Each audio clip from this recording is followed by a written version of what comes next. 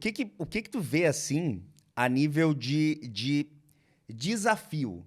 Tá? A gente falou aí de perspectiva, de tendência, de desafio. Quais são os maiores desafios de quem... Vamos pensar assim, o cara está pensando em entrar nesse mercado. Primeiro pensando dessa maneira, quem está pensando em entrar e depois quem já está no mercado. Quem está pensando em entrar, pô, tô pensando, achei bacana aqui tem um ponto legal aqui na minha cidade, eu acho que caberia uma farmácia aqui e tal. O que tu poderia dizer para esse cara? Olha, cara, o mercado ele é positivo, porém, tome cuidado com... Sim. Tendo um bom ponto comercial, obviamente que é atrativo. Esse é o primeiro ponto. Primeira questão é ter um ponto comercial. E o que é o ponto comercial? Eu tenho que ver aspectos de estacionamento, a mão do trânsito. Tem todos uns cuidados que tem consultorias especializadas e a própria inteligência artificial hoje já está entregando essas análises, né? Mas isso por si só não vai resolver. Antigamente tu abria num bom ponto e esquece, já estava sucesso, né? O pessoal já começava a parar para comprar.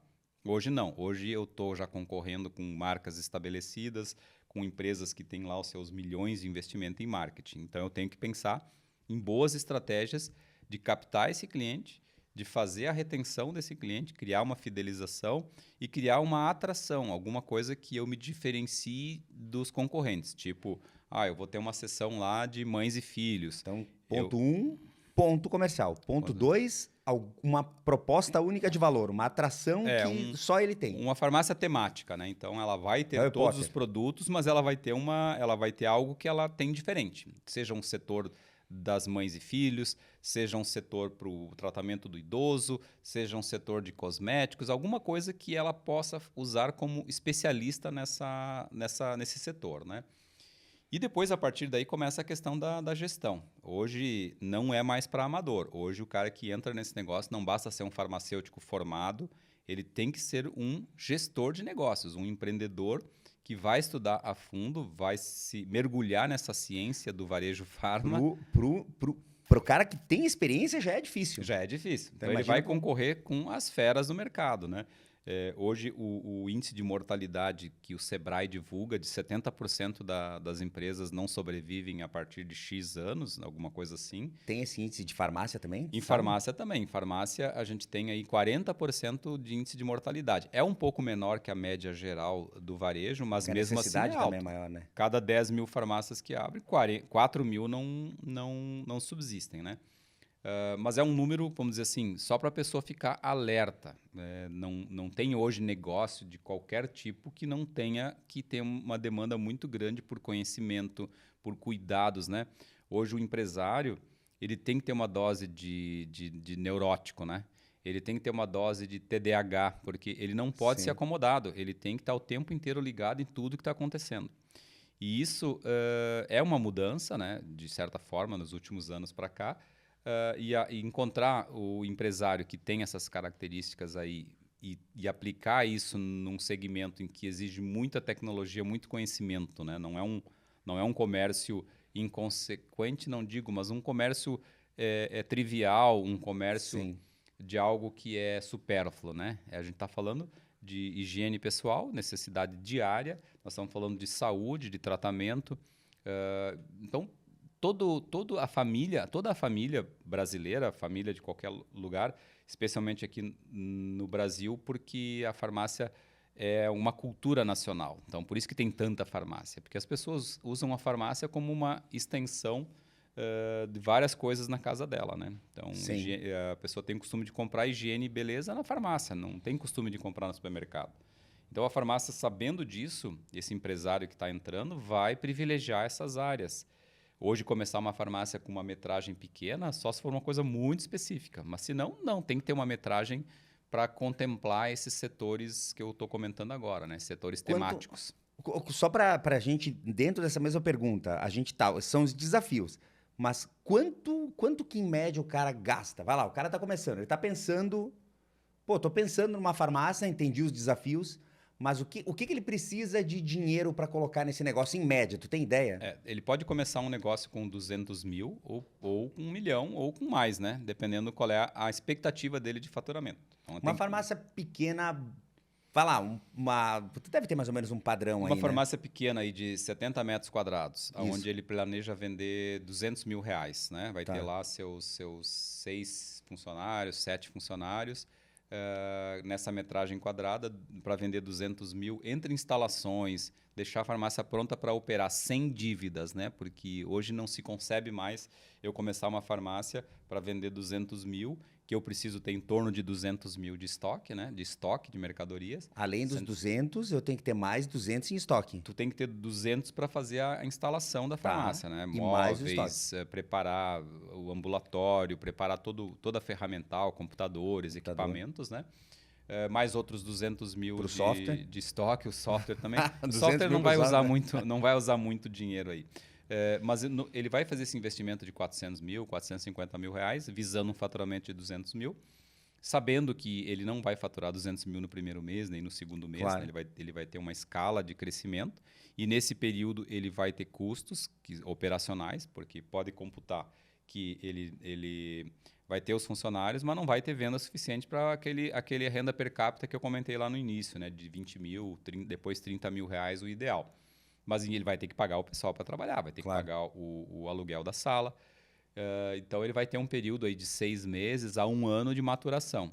E é onde a maioria morre porque peca nesse cálculo, né? Então, ela tem que ter os 200 para montar a infra, os 200 para estocar e mais mais o capital uns de 100 giro. mil ou 150 mil reais para sobreviver no primeiro ano, fazer Seria os investimentos necessários. O capital de giro aí, que ele vai ter que ser um pouco mais alto. Então, você teria que ter... Estamos falando de 600 mil reais. 600 mil reais de investimento.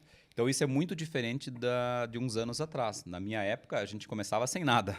Pegava umas madeiras lá, um marceneiro, arrumava um balcão de marcenaria e começava o negócio. E começava a faturar e aí podia ter chance de sucesso também. Hoje, mesmo fazendo todo esse investimento, todo esse planejamento, ainda assim pode dar errado, né? Pode dar errado no cuidados da gestão. A gente tem... tomar muito cuidado com aquele cara que é só investidor que vai abrir a farmácia, porque daqui a pouco ele escolhe o gerente errado, o parceiro errado, e aí pode ter problemas com isso, né? Nesse ponto o cara que é só investidor, obviamente tu tens contato com muitos farmacistas, né, do Brasil aí. É mais comum funcionar a operação em que o proprietário está inserido. Exatamente. Essas de investidores eu tenho muitos casos de insucesso, né? Em que o investidor perde o dinheiro que ele investiu, porque ele não está envolvido no negócio. O envolvimento no negócio, a figura do dono participando, sabendo que o risco do capital investido é dele, né? Não é do seu gestor, do seu funcionário, auxilia muito em fazer o negócio dar certo. Ainda assim, não é a garantia, né? Porque tem gente que investe as suas economias, né? Faz uma rescisão, recebe uma indenização e vai lá e investe numa farmácia porque percebe que o mercado tem muita farmácia.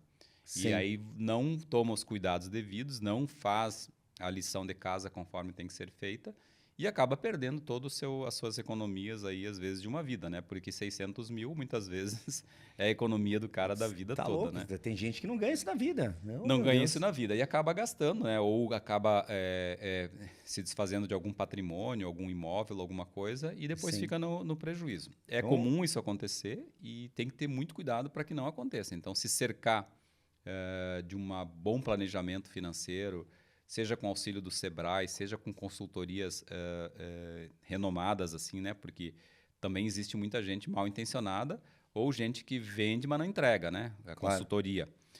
Então, tem que tomar muito cuidado. Então, mas existem formas, existem referências no mercado. Só que a tendência, né, do brasileiro, do seu excesso de otimismo, é muitas vezes não checar referências, né?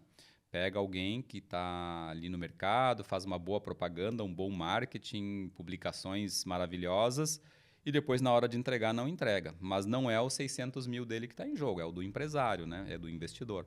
Então, por isso tem que tomar muito cuidado. O mercado hoje, como eu falei antes, ele não permite mais amadorismo. Tem que ser muito cuidadoso, muito profissional, tem que ver exatamente o que mercado que ele está buscando, aonde ele está inserido, o tipo de loja que ele está colocando. Às vezes uma loja linda e maravilhosa não atrai público em um bairro periférico, um bairro da periferia.